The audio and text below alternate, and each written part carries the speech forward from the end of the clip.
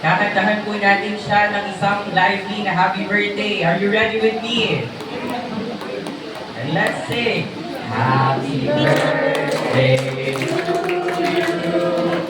Happy birthday to you.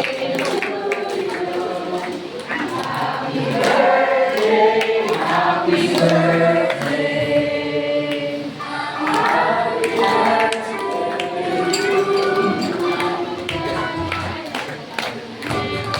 Okay, once again, let us sing a song!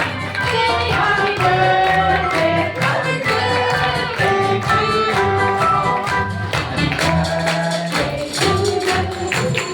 Happy birthday to you. Happy birthday, happy birthday, happy birthday to you. And you may now blow your candle. Wow! What a dashing way to blow his candle. Okay! Thank you. Maraming salamat po. Makakaupo na po tayo, dear guest. Maraming salamat po. Kanina po nabanggit Pastor Ferdy's Pogi, presence of God inside. And I believe may isa pa pong adjective, guwapo. You know what guwapo stands for? God's wonderful ambassador, prayerful and obedient. You know, as a pastor, there are marami po siyang hinahandle responsibilities and many po the responsibilities. And just, we know from the looks of our pastor, may nakikita po ba kayong kakaunting stress? Wala po, di ba? Duly indeed siya ay guwapo, God's wonderful ambassador, prayerful and obedient. Kanina pa lang po iisip ko dun sa gilid. And as we continue on, ito po, sa araw pong ito, we all know that behind every strong and faithful servant of God is a family that stands by Him in love and in prayer.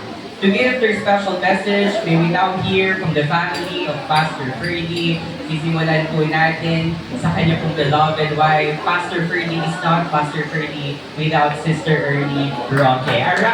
Warm round of applause for Sister Ernie. Happy birthday!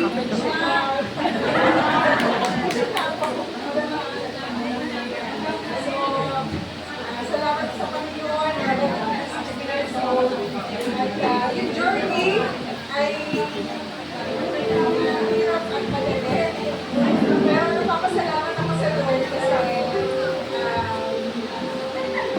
alam na Lord kung dinadamin siya sa buhay. Papanorin daw namin ang kakapagin. Especially kung nagkasakit si tatay, balik-balik din kami sa hospital. So, lagi ko din siya kaagapay kasi kasama na naman kapatid ko. And then, yung nagkaroon ng nagkasakit si nanay, talagang alam niyo yung kaninayahan ko eh. Alam niya magmasaya ako. Pag-uwi kami ng Batangas. Alam niya yun, masaya ako pag-uwi ako ng probinsya. At ang pinagpapasalamat ko sa Panginoon, lalo na nung buhay pa si nanay, dahil kami po magkapatid eh, dalawa lang din sa Pilipinas, yung dalawa namin kapatid eh, nasa malayong lugar. So, kapag uwi kami ng Batangas, may listahan na si nanay kung ano, pwede mamikapit na yung ganito, so, ano po yun eh, may nakalista na sa akin. Salamat sa Lord kasi talagang sa pagdating ko sa Panginoon, talagang pagsisikap niya sa biyaya ng Lord.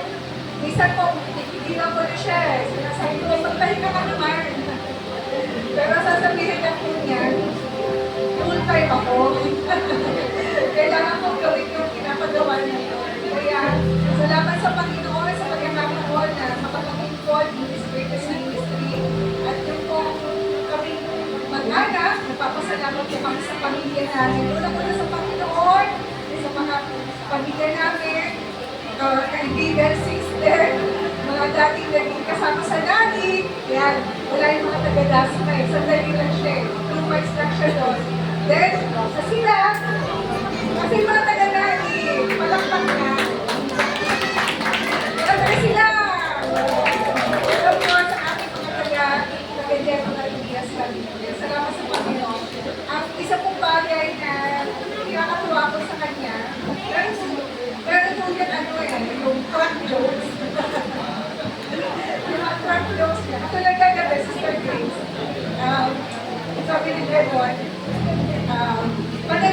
sinunod niya. Para daw siya si FTJ. Si Lito Labi daw. Dalawang gano'n. Ibig sabihin, Waller at saka, ano ba isa? Senior! Ayun! May merong Waller at saka senior.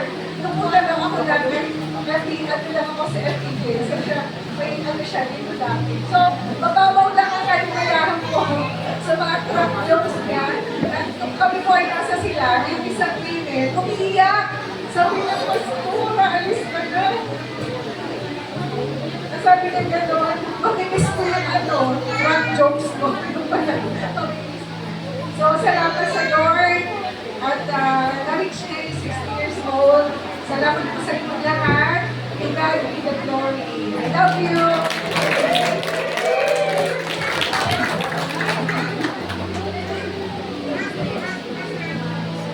And of course, tawagin naman po natin, let us call ang kanya po kapatid. First, ayan, Pastora Tess Miranda from JIL Tawi.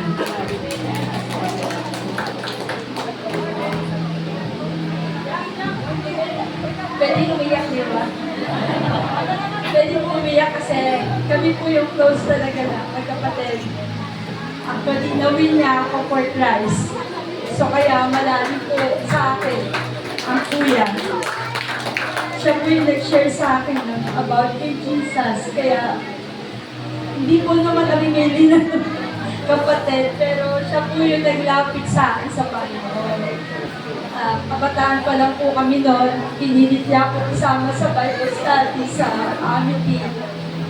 Jerome, andyan ang best friend ni Kuya, magkakasama kami.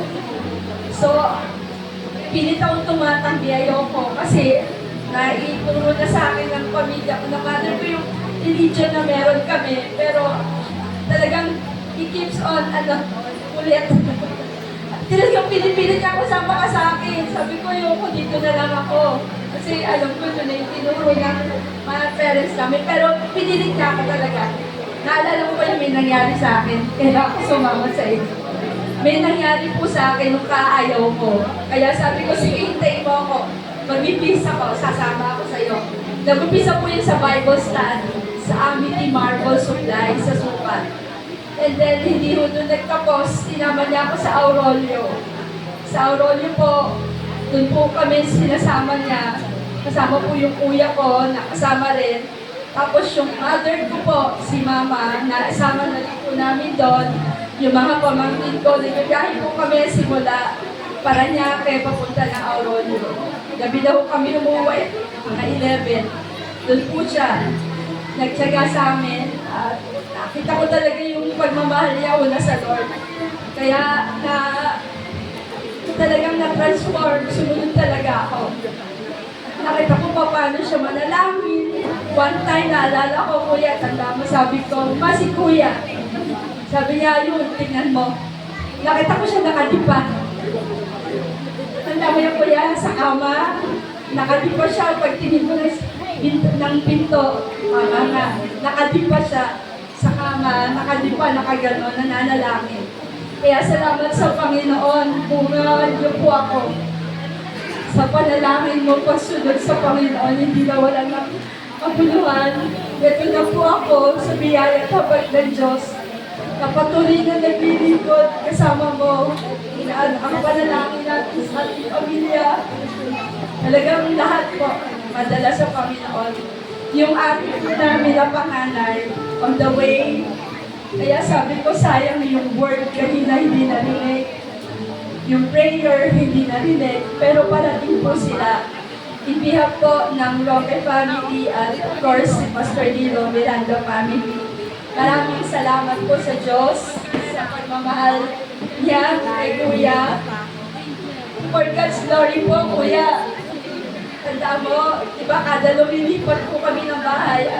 Kagaya ng prayer ni Pastor Art, sabi kanina ni Pastor, exhortation niya, ang daming pinagdaan ng problema, pagsubok. Si Kuya po, actually siya yung ginamit para maihawag kami. May mga kuya din ako, pero hindi po sila ganun sa Panginoon, pero siya po yung ginamit para maakit sila.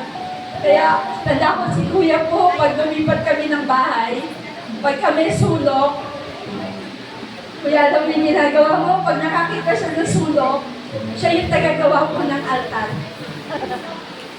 Pag kami sulok siya, doon nalalagay yung mga iba-ibang different sizes. May nakahiga, may maliit, may malaki. Doon po yun. Si Kuya po yung tagagawa nun. Kada lilipat kami ng bahay, siya yung talaga.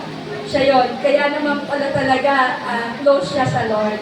No po, maliman yung pamamaraan, pero talagang iniyakap siya ng Lord, nagpakilala si Lord sa kanya. Kaya eto na po kami, praise God, at ang pangako ng Diyos sa iyo, Kuya, sa Kuya Pastor. Ayan. Excuse me po, Pastor Dilo. Pastor Dilo, natawag po atin natawag po. Sabi po ng Psalm, Proverbs chapter 9, verse 11, For by me, thy days shall be multiplied, and the years of thy life shall be increased. Sa Tagalog po, sapagkat sa pamagitan ko, sabi ng Diyos, ay dadami ang iyong mga kaarawan, at ang mga taon ng iyong buhay ay magsisidami. Kaya po, patuloy po lang kayo maglingkod sa Diyos, ay kayo po yung talagang Kuya Pastor, kayo po yung talagang sinusundan ko po. Kaya magpatuloy po kayo sa Lord. Maraming salamat po sa inyong lahat. Sa JIL family po, Gentry, patuloy nyo rin po mahalin si Kuya. Nakikiusap po ako. Patuloy nyo rin po mahalin, suportahan ang Kuya Pastor. Kasi alam ko naman po, hindi sa pagmamataas, mabait po siya. Among the brothers po, na Papa, si Papa, bahala pa siya ang close kay Papa. Kaya po, salamat sa Lord sa buhay mo, Kuya. God bless you more and more. Lagi po nandito lang kami para sumuporta manalangin para sa inyo. Mahal kayo ng Panginoon. Balik kami. God bless you. Salamat po sa inyo lahat sa pagbibigay ng oras at panahon sa pagdalo po sa gawain dito ng kaarawan ng Kuya Pastor. Happy birthday. Salamat po. Kahapon po, birthday ko rin po. Happy birthday din po. Salamat. God be the glory. Amen. And susunod po, ang kanyang yung number 1, the love inside, Brother Francis Roque. Happy birthday and thank you po sa bawat isa dito.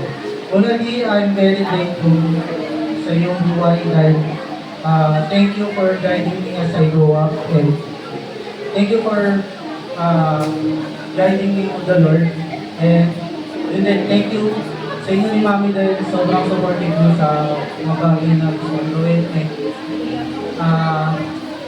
Thank you rin dahil dinedicate mo yung buhay mo sa ministry.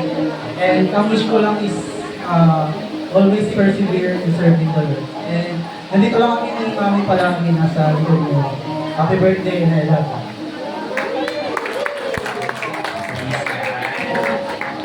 Ayan. Ako po ay totally na-touched dahil that just shows how much 60 years is to a person's life. Alam niyo po, on record, according to science, you are blessed enough if umabot ka ng 50. And Pastor Ferdy's life is a testament or a testimony of God's faithfulness and goodness. Kaya po, a big, warm round of applause po muli sa buhay ng kanyang family. Really, we felt the love. Yan po, the endurance, intimacy of each and every message from their family members. And makakarinig pa rin po tayo, indeed, Pastor Ferdy's life has been touched by many. At this point, we will hear some tributes and testimonies from those whose lives has been blessed by his ministry. And this naman po, tatawagin po natin si Ninang Aning Herrera as the first. Good afternoon po. Yes po, may we request a microphone. So may tatanong po ako sa inyo as part of your message. Ito po tayo.